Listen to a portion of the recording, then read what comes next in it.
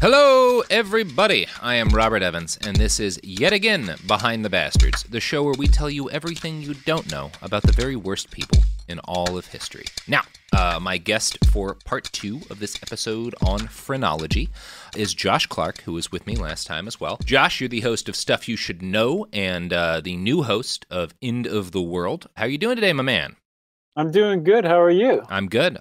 This has just been minutes after we recorded part 1, but sometimes we pretend it's a different day. I was going to keep going with it, but yes, it's just a few minutes later. Yeah, just a few minutes later. Nothing's changed, except for now it's part 2. So I'm going to get into it. When we last left the science of phrenology, it had spread like wildfire throughout the United States and later Europe. Colonialism really got going in the mid-1800s, and phrenology helped to provide the scientific justification behind the so-called white man's burden. Now, most of you have probably at least heard that term. You may have read the Rudyard Kipling poem of the same name. Now, Kipling wrote that poem, White Man's Burden, in 1899, and his goal with it was to essentially urge the United States on in our brutal conquest of the Philippine Islands, during which over 200,000 civilians died. The fingerprints of phrenologic thought are all over Kipling's poem. I'm going to read an excerpt from that poem. Mm-hmm. Take up the white man's burden, send forth the best ye breed. Go send your sons to exile, to serve your captives' need, to wait in heavy harness, on fluttered folk and wild, your new-caught sullen peoples, half devil and half child. So, you might notice a similarity between sort of the thinking in this poem and the thinking behind our old friend Dr. Charles Caldwell. So, Kipling in this poem is not enthusiastic in the traditional propagandistic sense about the idea of colonialism. He's not portraying it as all sunshine and roses. He's not pretending it's this wonderful, fun thing. It's go send your sons to exile, you know? He compares the people they're conquering as captives. He's not pretending it's this bright and fluffy thing. Instead, he's saying it's a necessary duty. It's a duty that white men have, right? So that's the way he's angling this. So again, you've got this terrible thing going on, colonialism, which has by this period already killed tens of millions of people, particularly in India, and been behind a couple of different genocides. And so instead of just saying, we deserve these territories because we want to conquer them, Kipling is essentially saying, this is our duty, and it's an unpleasant duty. It's just something we have to do because we're such good people. I'm very interested in that. So another section from the poem kind of gives, I think, a little bit more direct evidence of phrenology's impact on Kipling. Take up the white man's burden and reap his old reward, the blame of those ye better, the hate of those ye guard, the cry of host ye humor, ah, slowly to the light, why brought ye us from bondage, our loved Egyptian night. So again, he's saying, the people that we're conquering are incapable of raising themselves up to civilization. Now, he's not saying it's because of the shape of their skull, but he's clearly bought into the scientific logic of the day, which is basically saying these are fundamentally different races. And in order for them to become civilized and to gain access to wonderful Western science and technology, we have to conquer them. You know, that's the thinking that's going on in Kipling's head. You know, I read an article, I think in Nautilus magazine not too long ago, and it was about how the South was planning on globalizing slavery. They were planning on bringing it to Latin America, South America. And one of the ways they justified it was that kind of thinking, that if they freed their slaves, they wouldn't know what to do with themselves. They had to be taken care of. And dare they say that they enjoyed being slaves. That was kind of one of the ways that it was justified, I guess. Yeah, and Kipling's saying the same thing, you know, that why brought ye us from bondage, our loved Egyptian night. They enjoy being sort of tramped down in this way. And Kipling, it's not so different for Kipling to say that, like, these peoples need to be brought into the light than it is for Dr. Caldwell to say that certain races must have a master. Like, they're not the same thing, because Kipling didn't believe in slavery, obviously. He was not a supporter of slavery. But you can see the intellectual through line in their thoughts. So colonialism in Africa kicked off officially in 1884 with the Berlin Conference. Now, the Berlin Conference was part of a scheme by our old friend and Bastard Pod subject, King Leopold of Belgium. He basically wangled his way into creating this conference in order to secure his own domination of the Congo. Now, 35 years before that, an American medical doctor named Knott gave a lecture where he used cutting-edge phrenological science in order to justify colonialism. This is before colonialism had really kicked off into its its highest state that it did in like the late 1800s. He stated that, quote, "The deep-rooted intellectual and physical differences seen around us in the white, red, and black races are too obvious and too important in their bearings to be longer overlooked." Dr. Knott claimed that each of these races was fundamentally different and had no common ancestors between them. As a result, it was impossible for Africans or anyone else not currently tooling around with rifles and steamboats to reach civilization on their own. Africa and her, quote, 50 millions of blacks would have to be civilized. Now, I can't speak to how influential that particular speech by Dr. Knott might have been, but it was emblematic of the common attitudes of the era. 36 years after that speech, President Grover Cleveland would be the first world leader to recognize King Leopold's Congo Free State, which was basically just a giant rubber plantation that ran on human blood. The fact that colonialism ought to also be a for-profit enterprise was taken for granted by many people at the time. The 3 C's of colonialism were civilization, Christianity, and commerce. It's interesting that Christianity takes the second position there.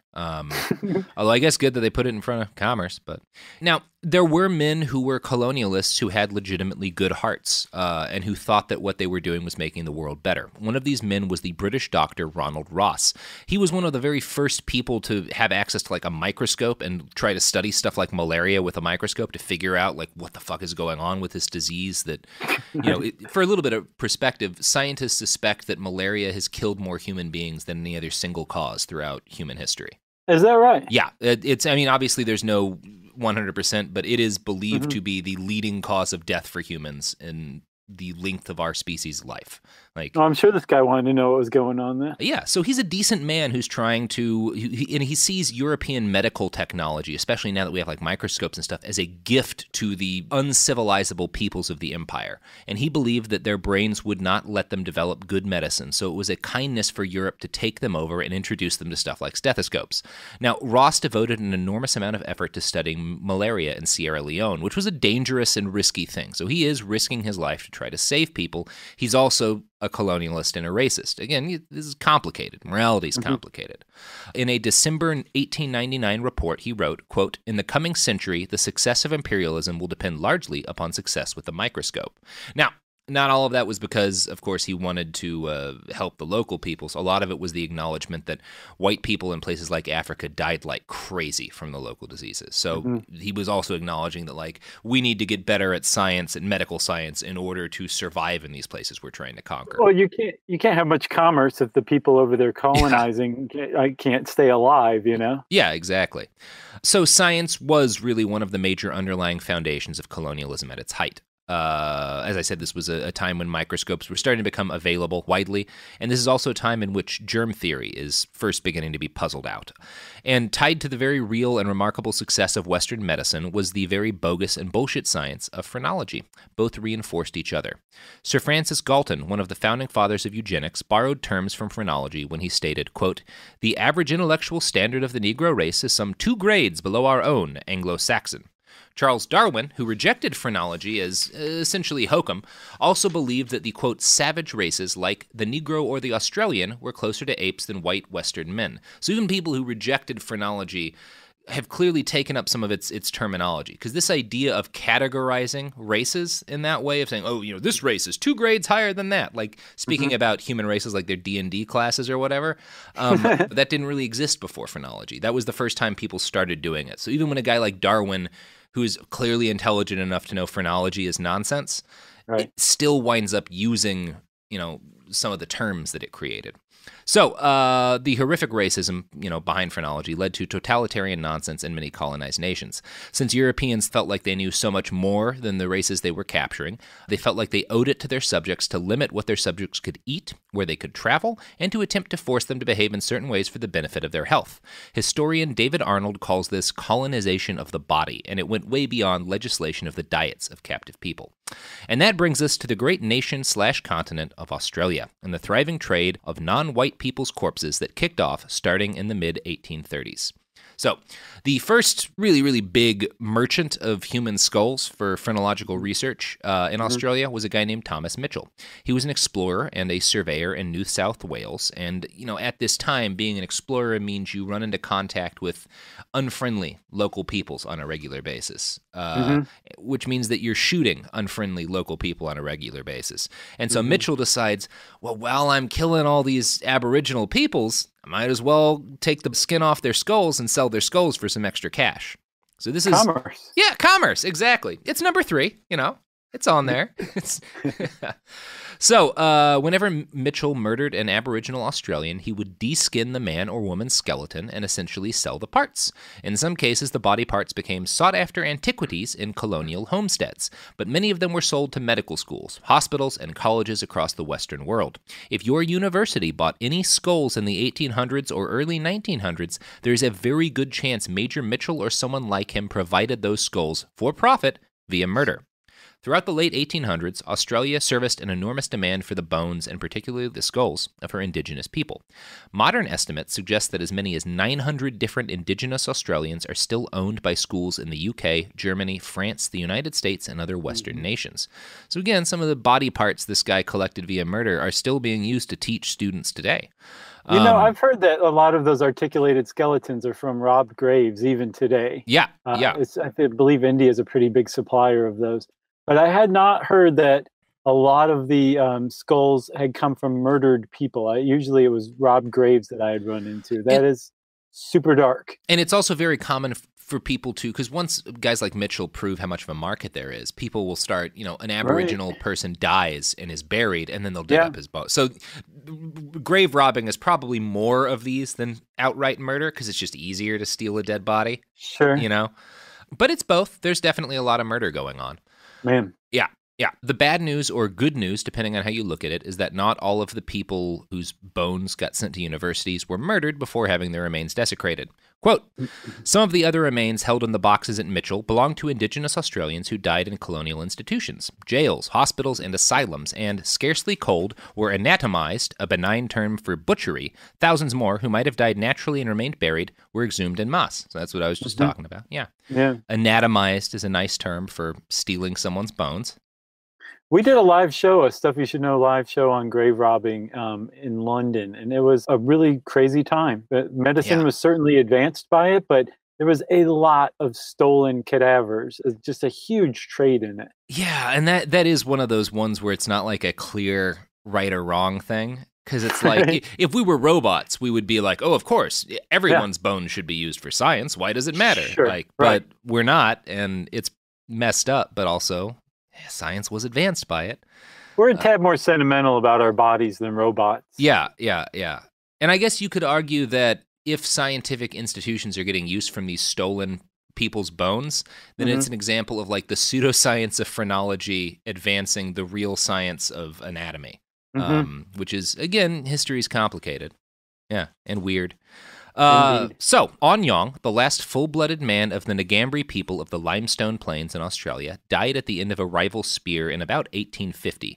Settlers dug him up and turned his skull into a sugar bowl. Onyong's descendants suspect that the sugar bowl is in a private home in Canberra, but the guy who's believed to actually own this sugar bowl has never returned any phone calls about it. So there are clearly still some collectors who I'm going to guess are pretty racist living in Australia right now with like furniture and sugar bowls and stuff made out of the bones of Aboriginal people. Right, lampshades made of skin, the usual. Yeah, and the people who are descendants of those folks know it. Like, we know this guy has my great-great-great-granddad's head, and he's using it to put hard candy in. And he's clearly blocked our number. He's blocked our number. I shouldn't be, like, that kind of, like, horrifying dead laugh that you often get in this particular show. It's so dark. What else? What can you do? I mean, good Lord. Yeah. I mean, we could all go to that guy's house. He'd probably give up the sugar bowl then. Yeah, I mean, if you know who has Onyong's head sugar bowl, this is a situation in which I approve of doxing. People who owned the remains of... Anyway, yeah. So, Dr. William Ramsay Smith, a Scotsman who became state coroner in South Australia in the early 1900s, was another prolific skull merchant in this skull-obsessed era. Since he was coroner, he had regular access to the bodies of murdered Indigenous victims. He was probably supposed to bury them, but that would have just been throwing money in the ground. One museum file note for a skull that he sold them, and this is a museum file from the University of Edinburgh, states, quote, the skull is clearly that of a murder victim, with a bullet entry wound in the back of the skull and an exit wound in the front. The path of the bullet suggests deliberate execution rather than defense. It is possible Ramsay Smith obtained the skull through local police. He was a man of suspect ethics who collected remains widely. So Hmm. what it sounds like is saying here is there's at least one skull that was in Edinburgh University that came from a man who was murdered by the Australian police, and then the coroner sold his skull to a foreign university. And That sounds about right. Edinburgh Yeah. was a hotbed of grave robbing and body part dealing for they sure. they love bones in Scotland. Big bone town. Big bone town, Edinburgh. Huge. Yeah. Bone capital of the British Isles. You heard it here. Mhm. So, according to The Guardian, Ramsay Smith was, quote, almost single-handedly responsible for Edinburgh University's Indigenous Australian bone collection. Smith is believed to have given as many as 600 people's bodies away to a professor of anatomy at that school. While skulls were a popular item, Smith also sent in tongues, skin, male genitals, and organs. So that's fun. As Australia became known as the place where you could get your hands on a shitload of dead natives, scientists from around the world, professional and amateur, traveled there and bribed local doctors to provide them with body parts. So we're going to continue talking about the trade in human corpses because it goes even further. And again, by the end of this episode, we'll be talking about the couple of genocides that were sort of sparked by phrenology. But right now, it's time to talk about the wonderful products and or services that support this podcast and or show. So please take a listen, Lou. Get your credit card out, throw some money down, and buy some stuff.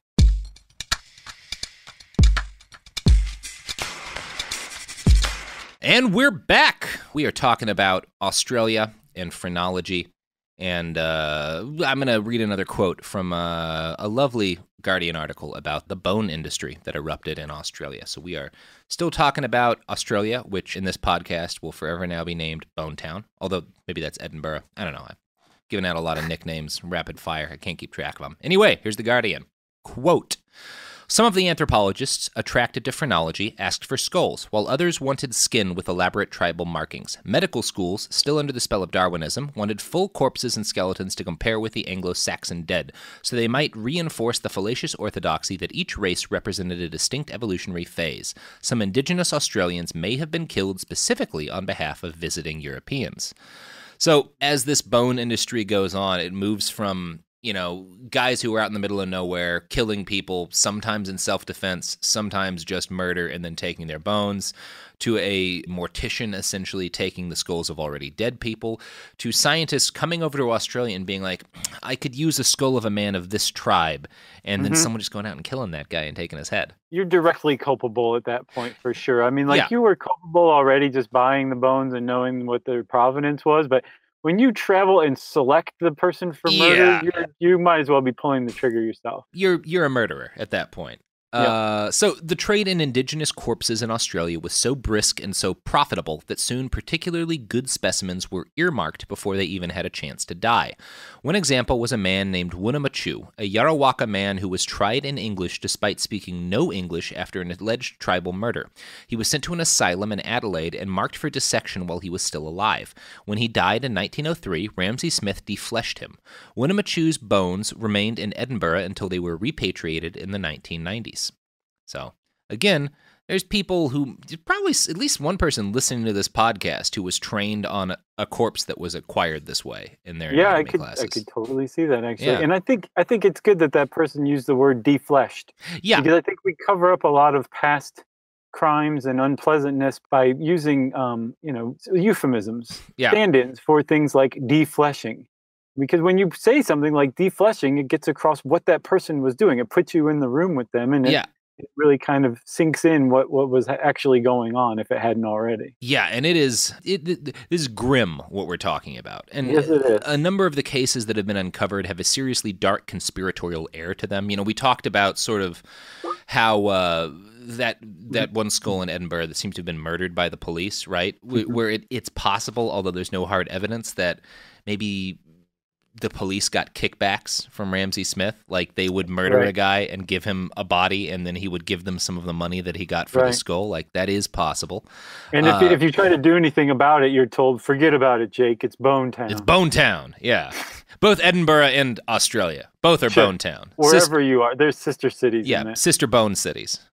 So another case is the case of an Aboriginal named Potapalingata, a.k.a. Tommy Walker, who was a Ngarrindjeri man who lived on the streets of Adelaide.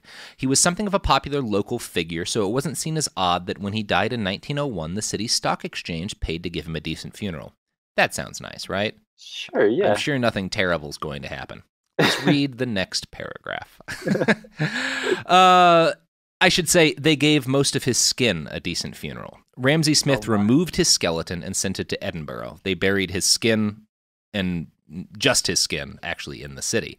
They defleshed his ass is what they did. Yeah, they defleshed his ass and they buried his flesh and they sent his bones to Edinburgh for cash. Let's not dance around what they did. Yeah. This bone caper, though, almost proved to be Ramsay Smith's undoing. It launched an inquiry into his morgue, and local papers filled with articles claiming he'd sold skeletons for £10 apiece.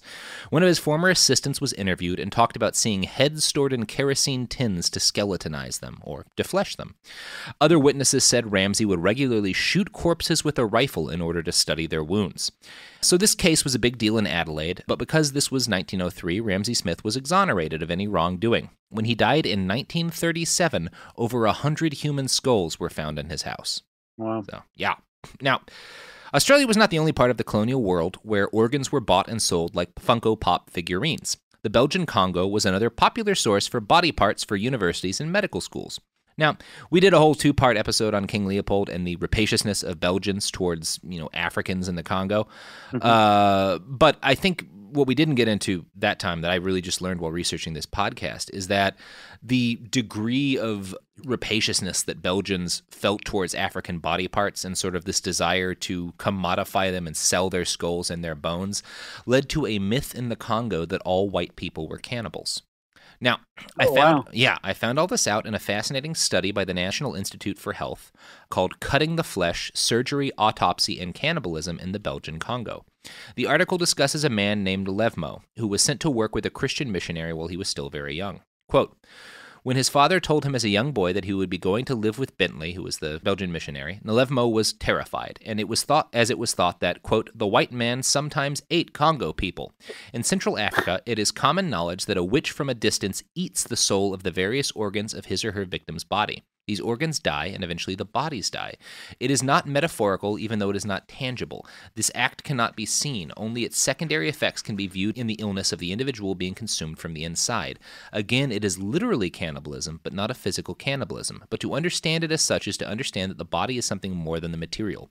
European stories of indigenous stories of cannibalism fail to realize this.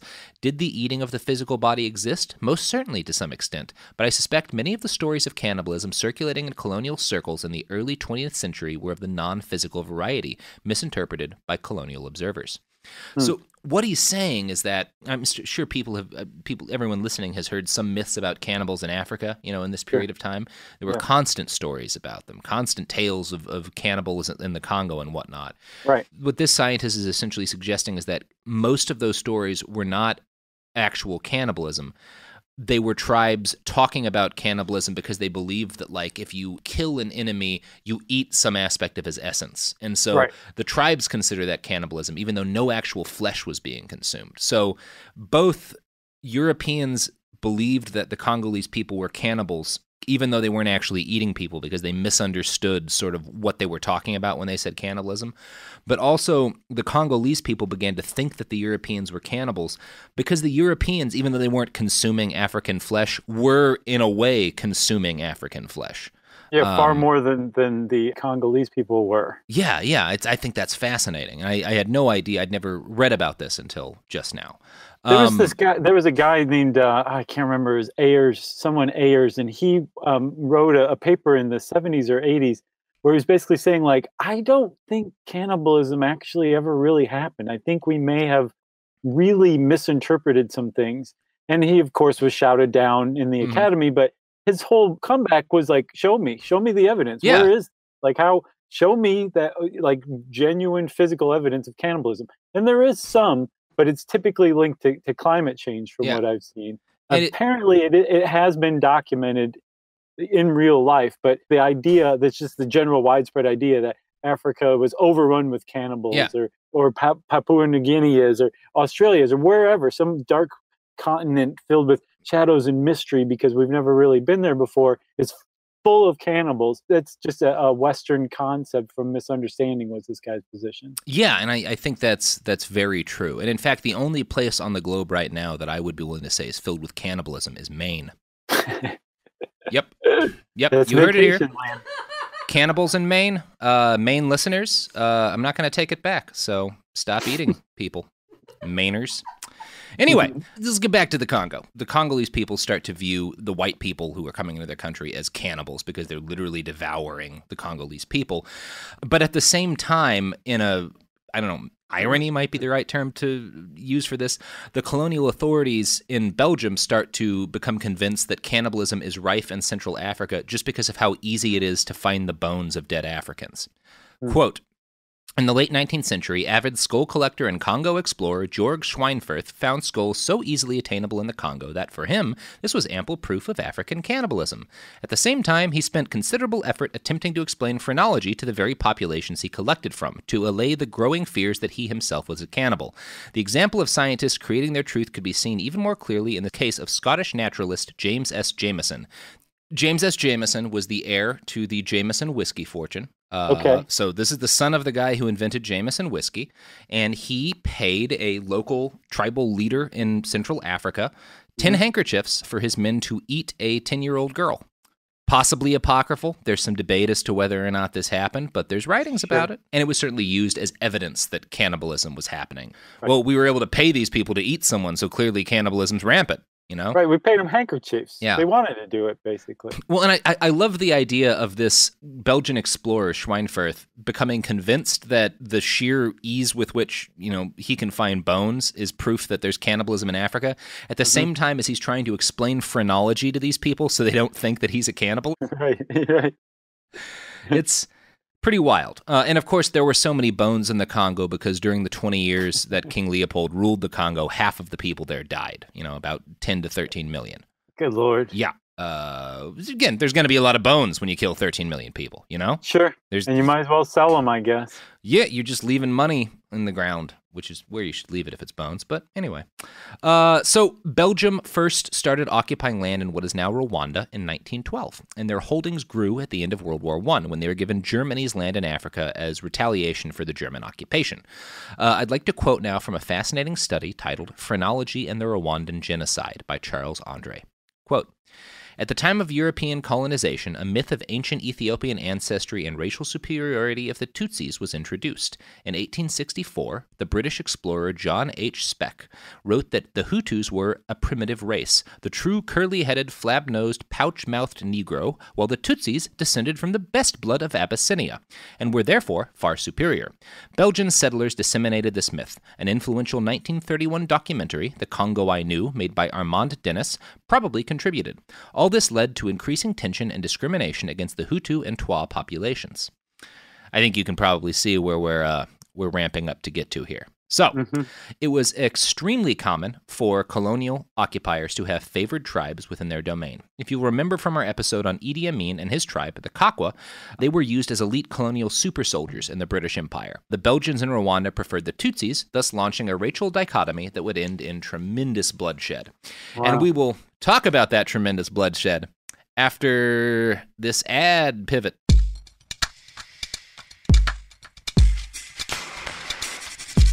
And we're back.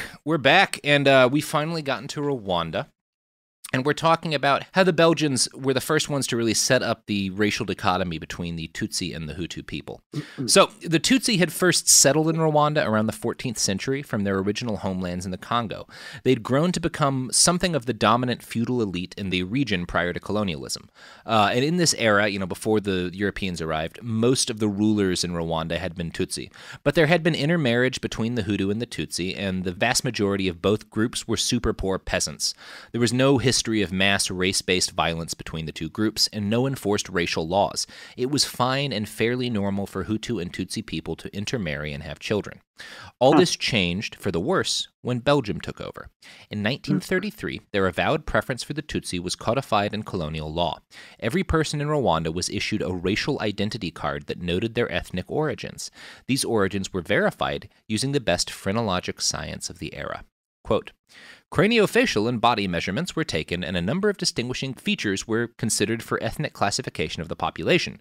Tutsis had a taller stature, probably related to better nutrition. The head format, color of the eyes and skin lighter, and the size of the noses, longer and narrower, were important features, which, as a group, was considered to resemble white Europeans. So again, you've got that scientist 100-something years before this point who's saying that, like, you can rank the races by how similar they are to the Greeks, and that's a descendant of what the Belgians are doing here. The Tutsis look closer to us than the Hutus do, so they're the dominant race. So they're okay. They're okay in our book. We're going to support them ruling this area. So, since the Rwandan colony was a for-profit endeavor for Belgium, the Belgian authorities avoided exercising much direct control over the government because, that costs money. Instead, they handed power to the Tutsi and backed that power up with European guns. Under Tutsi and Belgian dominance, Hutus were restricted from higher education, from owning land, and from working in the government. They were conscripted to provide forced labor under Tutsi masters and for Belgian profit. Since the Hutus made up the majority of the Rwandan population, it's not surprising that this whole situation turned into a powder keg. In 1957, 1959 through 61, and 1962, this anger manifested itself in violent pogroms by Hutus against the Tutsi minority.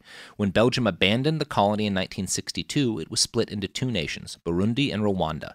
In 1963, Tutsi-dominated Burundi, flush with Belgian guns, invaded Rwanda and held the country until 1974, when a coup re-established Hutu dominance in the government. The fighting and bloodletting between Hutus and Tutsis continued in the former colony until, in a 100-day period in 1994, between 800,000 and 2 million mostly Tutsi victims were massacred in an orgy of violence. 70% of the Tutsi population was wiped out in the space of a summer. The efficiency with which this murdering occurred was only possible due to the lingering influence of phrenology. See, the racial ID system the Belgians had set up in the 30s was still active in the 1990s. Quote, despite renewed discussion and an apparent willingness to discuss its termination from 1990 on, the classification system was still in use and became a central instrument to rapidly identify and kill Tutsis during the 1994 genocide. Ethnic classification in identity cards was only abolished in 1997. Wow. So 3 years after the Rwandan genocide, phrenology is still a central part of the government of Rwanda, enforcing a racial dichotomy and violence between two races that, again, prior to Belgian dominance, there was no evidence that Tutsi and Hutu people saw each other as different races. There was no evidence that there was this sort of... When you go in and prop up one group over another, it's definitely going to create some hard feelings. It's pretty understandable. Exactly. And when you believe that, like, for example, because different people with different skull types and whatnot are effectively different species, and you have to keep them apart in order to stop one species from intermarrying with the other, and you develop a racial card system, and you're measuring people's skulls to determine what their card says, like, yeah, it's not surprising that what happened. It's kind of the logical conclusion of this type of bigotry. So, as ridiculous as most of its tenets sound today, with our much greater understanding of human biology and heredity, phrenology still exerts a massive influence on the world. The British Phrenological Association was active until 1967. No. Yeah, it's still... 1967. 1967, yeah. Wow. There's a... Sorry for interjecting. I literally could not hold that one in. No, it's crazy, right? Like, the civil rights movement is going off in the United States, right. And there's people in Britain being like... Yeah. We should measure their skulls. Right. Here's the skull of an Irishman. There were just two of them left, but still, I mean, they were holding out the ghost. Yeah, and again, this racial ID system that's based in phrenology was active in Rwanda until 97. So it's a bit difficult to comprehensively uncoil the full impact of phrenology on 20th century racist violence. There were numerous other strains of racist scientific thought, and even perfectly valid theories like Darwin's theory of evolution were misused in the 20th century to justify racial policy. But phrenology was the first organized scientific attempt to categorize human races in an official capacity. As such, its impacts extended to the racial policies of history's most racist regime, the Nazis. Quote, Early works focused on miscegenation, and studies by Eugene Fischer in German Southwest Africa, today's Namibia, involved physical measurements and led to prohibition of mixed-race marriages in all German colonies in 1912. After losing its African colonies at the start of World War I, similar studies on mixed populations were held in Germany and led to the sterilization of German blacks, also called the Rhineland bastards. Similar methods were later used for physical anthropological characterization of Jews and the justification and racial purification and the Holocaust. So the Nazis were measuring skulls. They believed in all this, and you can find Nazi drawings and stuff of like the skulls of shapes of heads of Jewish people as a way to recognize them and try to ferret out people with Jewish blood in them and such. Like this was, again, it's not talked about much today, but phrenology was very much part of the intellectual development of Nazi racial policy. Yeah, and from what I understand, the Nazis got a lot of their ideas from America in the beginning of the 20th century. A lot of American scientists inspired a lot of Nazi thought, from what I understand. Yeah, American and British scientists. So phrenology, unfortunately, still has some adherents today. You can find people on weird little corners of the internet talking about it, especially if you spend as much time reading stuff racist right on the internet as I do. But it has been thoroughly discredited as a pseudoscience and no longer has much or any pull in mainstream academic circles. Today, it's best known as an example of scientific racism. But the collapse of phrenology hasn't meant the end of scientific racism. There are still prominent racist scientists using bad logic and worse deductions to justify their racism today. In 1994, psychologist Richard Herrnstein and political scientist Charles Murray published The Bell Curve, a book about IQ that was essentially the scientific underpinning of the movie Idiocracy. The Bell Curve argued that intelligent people were at risk of being outbred by stupid people. Intelligence, of course, was based on IQ tests, a highly problematic metric that Murray and Herrnstein basically embraced as infallible evidence of mental potential. The Bell Curve argues that welfare and all forms of social support for poor mothers should be ended because they encourage dumb people to breed. It states, quote, "The most efficient way to raise the IQ of a society is for smarter women to have higher birth rates than duller women." The Bell Curve does not argue in favor of genocide, and instead suggests that there ought to be, quote, "a place for everyone, even low IQ individuals." These people could handle perhaps menial work, while high IQ individuals, and I'm going to let you guess which color of people Murray thinks high IQ individuals tend to be. These people should manage society, which is, you'll notice, basically the same thing Aristotle proposed 2,500 years ago. Yeah. Yeah. And in fact, Murray has identified Aristotle as a major influence on his work and his thinking. Because, hey, we really peaked in mental thought 2,300 years ago. Right. Everything else is just redoing the original, right? It's all covers. Yeah, those guys who died when they scraped their knees on a rock really had some shit down. Had it all figured out. They had it all figured out. Now, last year, Murray was a guest on an atheist pundit's podcast, Sam Harris. The episode was titled Forbidden Knowledge. Last March, after anti-racist protesters shut down a speech Murray was scheduled to give at Middlebury College, the Daily Wire, founded by Ben Shapiro, covered the protest by posting a lengthy multi-paragraph excerpt where Charles Murray defended his science, which again argues that there are inherent intelligence differences between the races. And again, he's really pointing out that one race is not as smart as others. On March 23, 2018, the New York Times published an article by David Reich where he stated, quote, "It is simply no longer possible to ignore the average genetic differences in races." Now, I want to stop here for a second just to point out that there's been quite a lot of study on why there are differences in IQ tests, and it has to do with a number of things. One of the factors is that people of different races and different economic classes use the same words to mean different things because, you know, it's the same thing with like how people speak differently in Louisiana or in Texas where I come than they do in the East Coast. But the people who write the IQ tests come from one very specific area and use words in a specific way, and they base it off of essentially their experience. So you've got people who grew up in a very different sort of situation who are going to score differently even though they're not any less intelligent. And they've shown that, for one thing, if the IQ test was an immutable representation of your intelligence, you wouldn't be able to change your IQ score by like 20 points by studying. You can impact your IQ test massively by studying for the IQ test.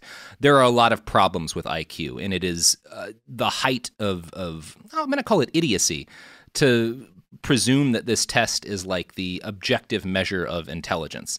And I will point out that like guys like Albert Einstein didn't brag about their IQs. Other people talk a lot more about Einstein's IQ than he ever did. Real smart people don't need to brag about their IQ. But anyway, that's a little bit of a rant here. It's also worth noting that, these people like Murray, one of the authors of The Bell Curve, the argument that guys like him will make is that, we're trying to do real science. We're trying to ask questions, and science doesn't have to be polite. And, if you're offended, well, I'm sorry that these facts offend you. But again, Murray's a political scientist.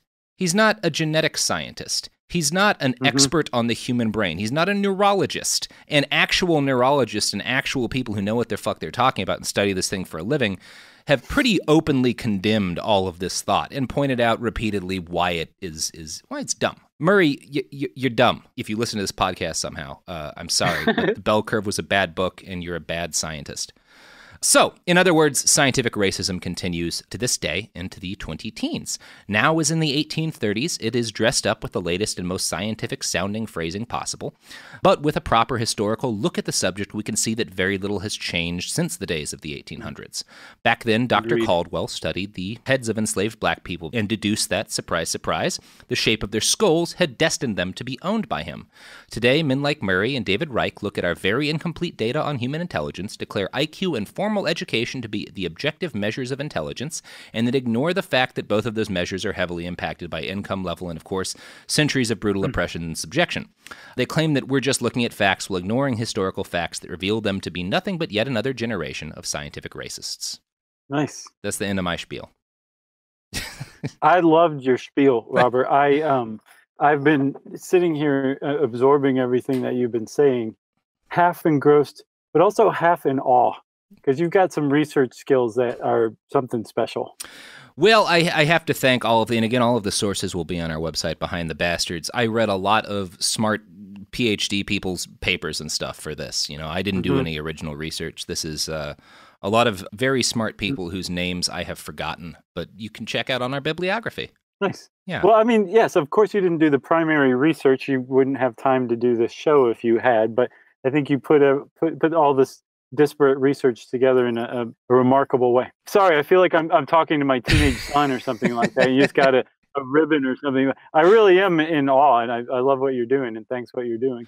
Well, I appreciate that a lot. I think this is an important story because I think one of the things that's really important to understand about racism is that it's not a human inevitability. It's not something that has always been present. People have always been distrustful of people who come from far away. Like, during the Roman Empire, when the Romans made contact with like a trader from Han China, they were probably a little bit weirded out. They're like, oh, this guy looks really different. What's going on with this? But there was no racism. The way we have it didn't exist in the Roman Empire. They had slaves, but it didn't matter what color those slaves were, and there were black people who were emperors of the Roman Empire. Like, there was no attempt to categorize people based on what the color of their skin was. That shit is recent. It started with, we're going to do a whole episode at some point on the invention of whiteness, but there's some evidence that the idea of white people started as a way to essentially prove that the Irish were not human. And then gradually, the Irish was sort of the prototype, and the tactics that were used to subjugate the Irish evolved and were used to subjugate the Native Americans, and then were used to subjugate the Africans on the continent of Africa. And so it's like this whole very long, dark intellectual tradition, but it really doesn't kick off until 500 years ago, And before then, we didn't have racism the way that we have it now, which isn't to say people weren't shitty or didn't enslave each other, but it was not what we all live with right now. I think it's important to know that that's new and that it's the result of people who wanted to feel smart and also have a way to justify treating other people like shit. That's the basis of phrenology, right? Yeah. So, and I wonder also, I can't tell if the scientists were out there doing this work and for the benefit of the governments or the corporations who were using the work to justify the colonization and subjugation that they were using it for, or if it was just handy and the governments did. Was it in conjunction, or was it just kind of one like the horse went before the cart? I think it's a mix of both. I think like Gall, the founder of phrenology, I don't think it started out of a desire for racism or a desire to justify slavery. I think Gall realized that the brain was more important than people have been giving it credit for, and he just made some understandable mistakes, for that era in science. But I think that the mistakes he made provided an opportunity for other people to make use of this science, and also sort of people like Caldwell, who didn't do any of the original research, but when they read about it, found a way to use it to justify the things they already believed. Like, I think you've got that first generation of people who are like trying to do science, coming at this not out of a desire for bigotry, but what really helps it spread are the second and third generations who just see it as a way to justify being shitty. I think that is how it goes. Yeah. Racism. Whee! Right. Josh, you want to plug your pluggables? Oh, I'd love to. Thanks for the opportunity. Oh, yeah. I have a podcast of my own where I do the talking. It's called The End of the World with Josh Clark. It's about how we will probably not be around 200 years ago. And by we, I mean the human race, or 200 years from now. And it's pretty interesting. It's 10-part, heavy on the sound design, heavy on the original score by a guy named Point Lobo, who's amazing. And you can find it everywhere. Apple Podcasts, iHeartRadio, the whole shebang. And check out hashtag EOTW Josh Clark everywhere on social. Did you know you can just make up your own hashtag? Yeah. I've tried with hashtag Charles Murray's not as smart as he thinks he is, but I think it's a little bit too long. I don't know. Maybe after this episode, it'll really take off. There we go.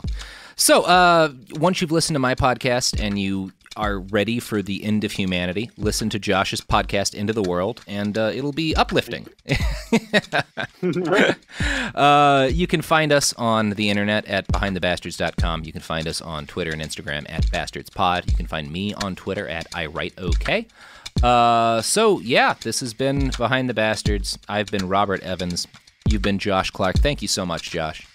Thank you, Robert. Thanks for having me. And thank you all for listening. We will be back next week with another story about someone or someone's terrible. Until then, buy a t-shirt from us at TeePublic. I was going to close it out, but then Sophie reminded me to plug the t-shirt. So yeah, Behind the Bastards, TeePublic. Buy a shirt, buy a phone case, buy a sticker. They sell branded sandwiches. They don't sell branded sandwiches, but you can put a sticker on a sandwich and eat it.